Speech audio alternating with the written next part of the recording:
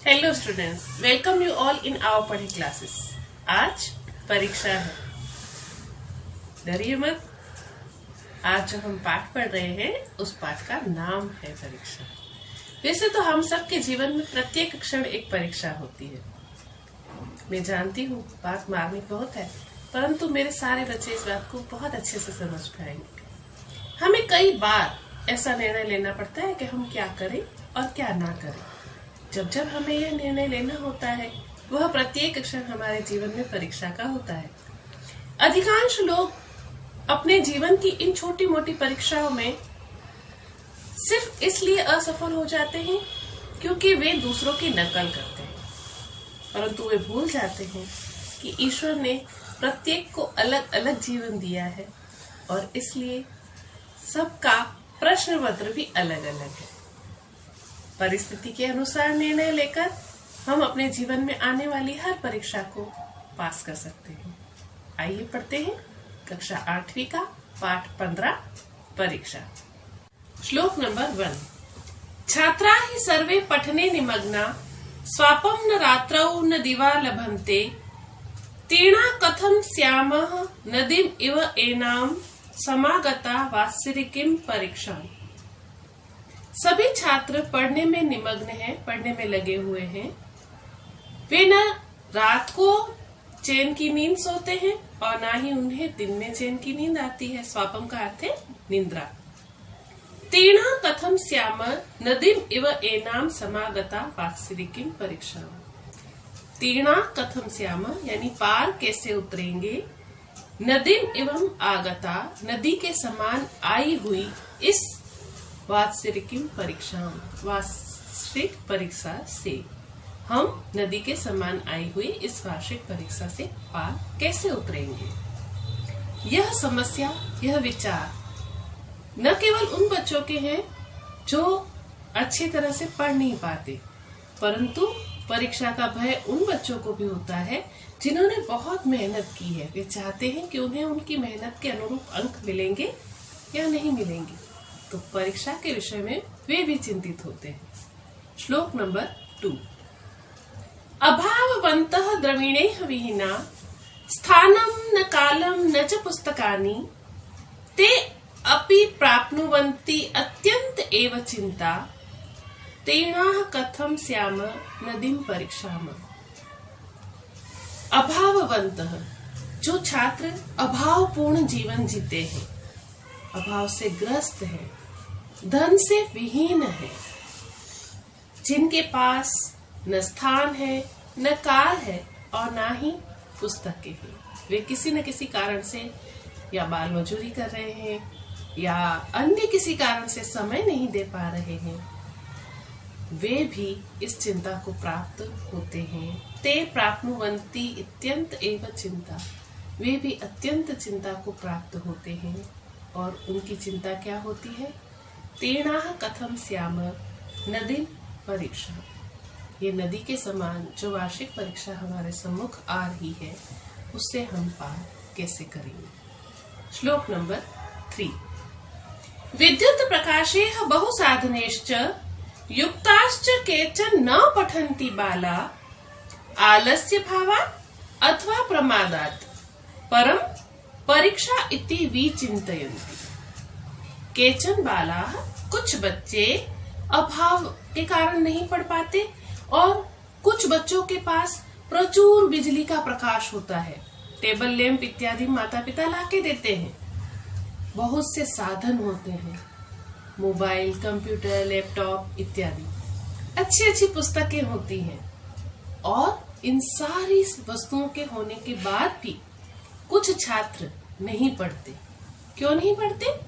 या तो आलस्य भाव के कारण और या तो लापरवाही के कारण।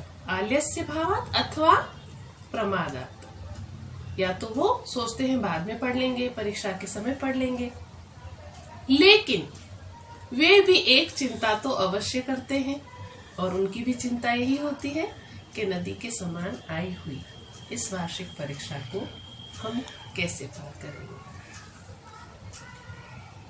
काले परीक्षा भवनं प्रविष्टा किंचित सकंपाश्च ससंशयाश्च छात्राः प्रपश्यन्ति निरीक्षकस्य निरीक्षकाश्च छात्रविचेष्टितं च।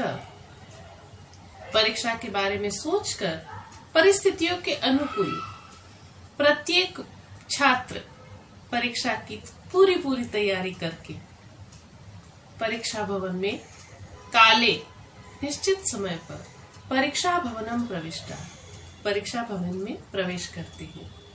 किंचित सकंपाश्च ससंशयाश्च कुछ बच्चे डर के मारे कांपते हैं और कुछ बच्चे सब कुछ पढ़ा हुआ भूल जाते हैं। उन्हें बहुत सारे डाउट्स होते हैं और वो सोचते हैं कि कहीं सब्जेक्ट टीचर मिल जाए तो उनसे पूछ के अपने डाउट्स क्लियर करें। और जब परीक्षा भवन में कक्षा में वे पहुंच जाते हैं तो छात्राः प्रपश्यन्ति निरीक्षकस्य छात्र जो है वह निरीक्षक की ओर देखते हैं कि जो इन्विजिलेटर आए हैं वो स्ट्रिक्ट है या नहीं है।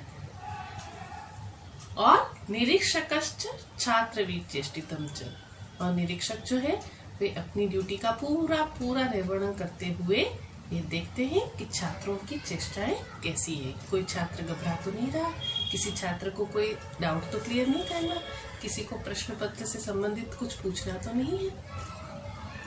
श्लोक नंबर 5।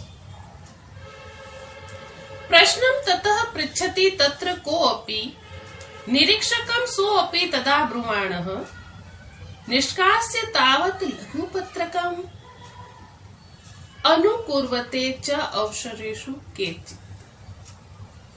मैंने जैसा कि आपको कहा आधुनिक कवि हैं कवि श्री प्रेम नारायण द्विवेदी, उनके द्वारा इन श्लोकों को लिखा गया है। और बिल्कुल आधुनिक समय में जो जो समस्याएं होती है उनका वर्णन करते हुए यहाँ इन्होंने कहा है प्रश्नं ततः पृच्छति तत्र कोऽपि। तब कोई छात्र हाथ ऊपर करता है और निरीक्षक से प्रश्न पूछता है डाउट क्लियर करने के लिए। निरीक्षकः सोऽपि तदा ब्रुवाण और तब निरीक्षक भी उसके प्रश्न का उत्तर देते हैं।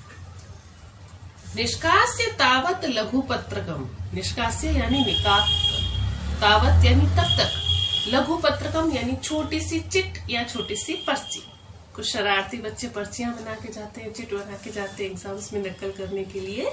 तो अवसर का फायदा उठाकर कोई बच्चा जो है निष्कास्य तावत् लघुपत्रकम वह लघुपत्रक निकालता है। अनुकुर्वते च अवसरेषु केचित् और कुछ बच्चे इस अवसर का कि निरीक्षक जो है उस बच्चे के डाउट क्लियर करने में लगे हुए हैं, इस अवसर का फायदा उठाते हैं और थोड़ी बहुत नकल कर लेते हैं। कोई आसपास के बच्चों से पूछ के नकल करता है और कोई जो है वह लघु पत्रक निकाल के नकल करता है। अंतिम श्लोक, श्लोक नंबर 6। और इस कविता का, इन श्लोकों का सार, श्लोक नंबर 6। अध्यापकाः अध्येतृ निरीक्षकाणां सत्यस्य धैर्यस्य निज उद्यमस्य ज्ञानस्य शीलस्य तथा आत्मशक्ति सा इयं परीक्षा अथ परीक्षकाणाम्। यह परीक्षा केवल छात्र की नहीं होती, यह परीक्षा होती है माता पिता की, यह परीक्षा होती है सब्जेक्ट टीचर की, यह परीक्षा होती है निरीक्षक की। प्रत्येक यह चाहता है, माता पिता चाहते हैं कि उनके बच्चे के अच्छे अंक आए। माँ रात भर बच्चे के साथ बैठती है, समय समय पर उसे दूध और नाश्ता इत्यादि देती है। पिता ध्यान रखते हैं कि बच्चे को लैपटॉप, कंप्यूटर या अन्य किसी साधन की आवश्यकता है या नहीं। सब्जेक्ट टीचर ये ध्यान रखता है कि जिस बच्चे को मैंने पढ़ाया है वो अच्छे से अच्छे अंक लाए। निरीक्षक यह ध्यान रखता है कि मैं अगर कक्षा में निरीक्षण कार्य कर रहा हूँ तो किसी भी छात्र को किसी समस्या का सामना न करना पड़े। तो इस प्रकार यह परीक्षा केवल छात्र की नहीं होती, यह परीक्षा उन प्रत्येक व्यक्ति की होती है जो अध्ययन के क्षेत्र से जुड़े हुए हैं। यह परीक्षा है उन प्रत्येक आशा रखने वाले व्यक्तियों की जो छात्र की शिक्षा के साथ प्रत्यक्ष या अप्रत्यक्ष रूप से जुड़े हुए हैं। अध्यापक छात्रों और निरीक्षकों के सत्य, धीरज, उनकी अपनी मेहनत की यह परीक्षा है तथा परीक्षकों के ज्ञान, चरित्र, आत्मशक्ति की भी यह परीक्षा है। अतः परीक्षा देना उस प्रत्येक छात्र का सपना तो है, परंतु यह सपना जुड़ा हुआ है माता पिता की मेहनत के साथ। सायं परीक्षा परीक्षकानां, और जो इन आंसर शीट्स को चेक करेगा वह भी पूर्ण ईमानदारी के साथ अपने कर्तव्य का निर्वहन करेगा। यह परीक्षा है उस परीक्षक के लिए भी।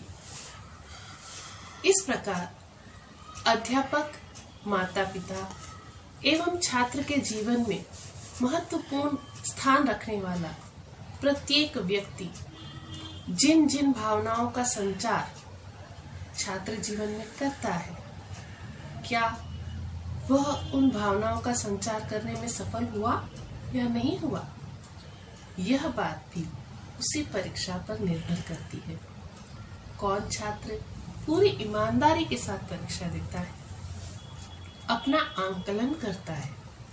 परीक्षा देने का मुख्य उद्देश्य केवल इतना ही नहीं कि अच्छे अंक प्राप्त कर लिए जाए, परंतु परीक्षा का उद्देश्य यह भी है कि हम अपने व्यक्तित्व का पूर्ण विकास करें, एक श्रेष्ठ नागरिक बनकर अपने देश के प्रति अपनी जिम्मेदारियों को निभाएं।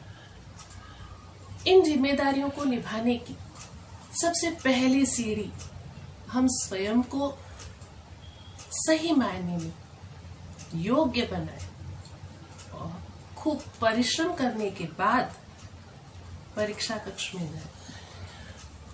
फिर भी थोड़ी बहुत घबराहट होना बड़ा स्वाभाविक है, परंतु उससे पार उतरकर, उसे पीछे छोड़कर ईमानदारी से हम जितने भी अंक लाएंगे, निश्चित रूप से हमें बड़ी प्रसन्नता होगी कि ये जितने भी अंक मैंने प्राप्त किए हैं ये मेरी मेहनत के हैं, यह मेरे माता पिता के द्वारा दी गई शिक्षा का परिणाम है, यह मेरे अध्यापक के द्वारा जो कुछ भी मुझे सिखाया पढ़ाया गया उसी का नतीजा है। और वही छात्र जो पूरी ईमानदारी से पढ़कर परीक्षा देते हैं वो जीवन में अवश्य अपने लक्ष्य तक पहुंचते हैं। मैं आपसे आशा करूंगी कि आप इन श्लोकों के सार को अपने जीवन में उतारें और जीवन में आने वाली प्रत्येक परीक्षा में बहुत अच्छे अंकों से उत्तीर्ण हो, अपना नाम रोशन करें, भारत देश का नाम रोशन करें। यदि आपको यह वीडियो पसंद आया तो इसको लाइक एंड शेयर जरूर करें।